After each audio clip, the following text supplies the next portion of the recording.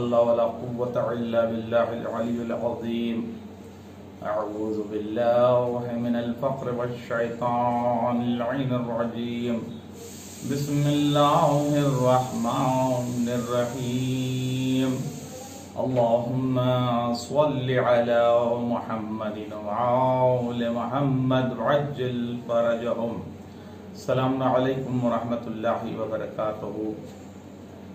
तमाम नाज़रीन की खिदमत में इस हक़ीर तालिब इल्म मिर्ज़ा जाफ़र हुसैन खिलजी, गवर्नमेंट शिया, क़ाज़ी, हैदराबाद, तेलंगाना, इंडिया।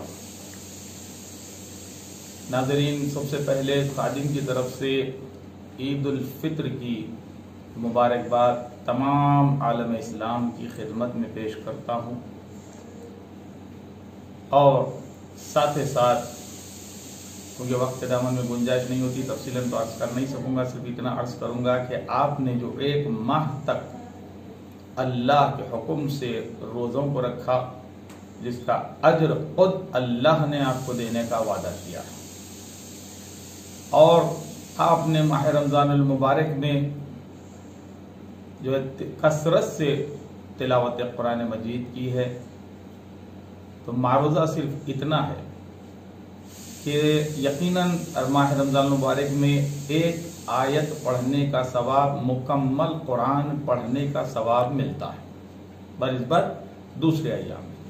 इतनी बड़ी फजीलत अल्लाह की तरफ से, इतनी बड़ी रहमत है। ये महीना रहमत का महीना है, मग़फ़िरत का महीना है, जिसमें जन्नत के दरवाजे खोल दिए जाते हैं, जिसमें सरदारान जन्नत इमाम हसन और इमाम हुसैन के रिज़ा भी शामिल है, और जहन्नम के दरवाजे बंद हो जाते हैं।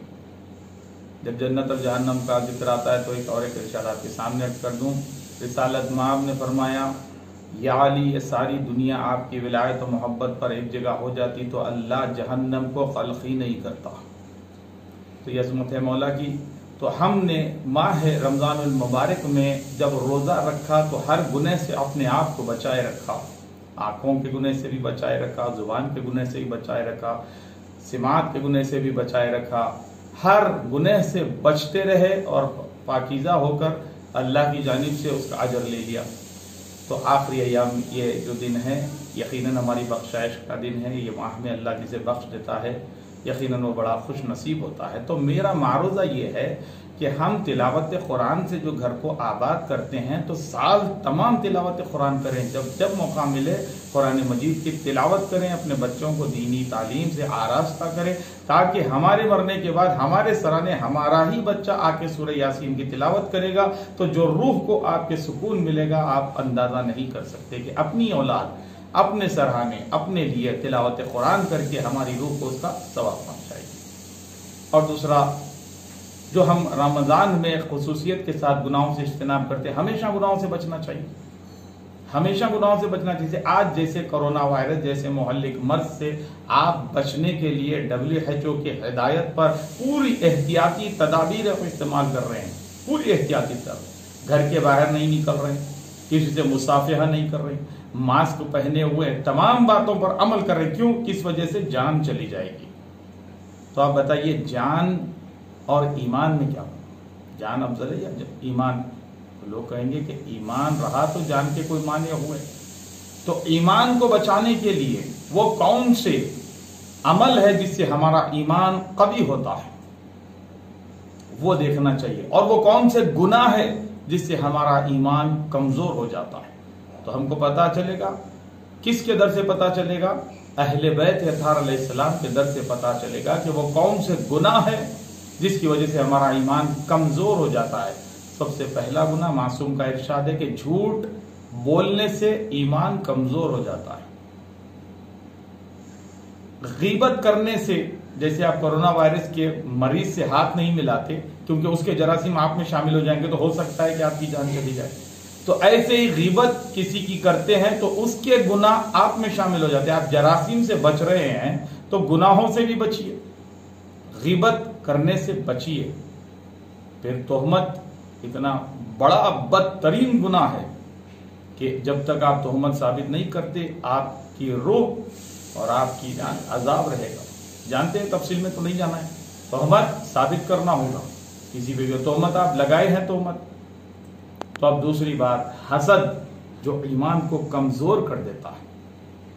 इमाम जाफर सादिक अलैहिस्सलाम ने फरमाया ना, मन लाजर फ़क़ी में इसी रोजे के अहकाम में ये हदीस मौजूद है इमाम की, कि आपने फरमाया कि हसद से बचो, हसद ऐसे ऐसे ईमान को घुला देता है जैसे बर्फ को पानी घुला देता है। तो इससे भी बचिए, हसद से बचिए, क्योंकि जब हसद से बचेंगे तो ईमान बचेगा और दूसरे बदतरीन गुनाहों से बचते रहना चाहिए। बस यही पैगाम है, क्योंकि मौला कायनात अमीरुल मोमिनीन अली इब्न अबी तालिब अलैहिस्सलाम ने इरशाद फरमाया, ईद का दिन वो है जिस दिन तुमसे कोई गुनाह ना हो, जिस दिन तुमसे कोई गुनाह ना हो वही ईद का दिन है।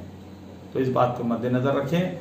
तमाम आलम इस्लाम को दोबारा मुबारकबाद पेश करता हूँ। आखिर जाते वक्त एक जुमला अर्ज कर दूं, मैं इंशाअल्लाह दूसरी क्लिप में तफसीलन फितरे के ताल्लुक से अर्ज करूंगा। बस इतना कहूंगा कि फितरा उस पर वाजिब है जो साल भर का खर्च उठाने के बाद उसके पास कुछ बच जाता है, तो उस पर फितरा देना वाजिब है, वरना उसके रोजे कबूल नहीं है।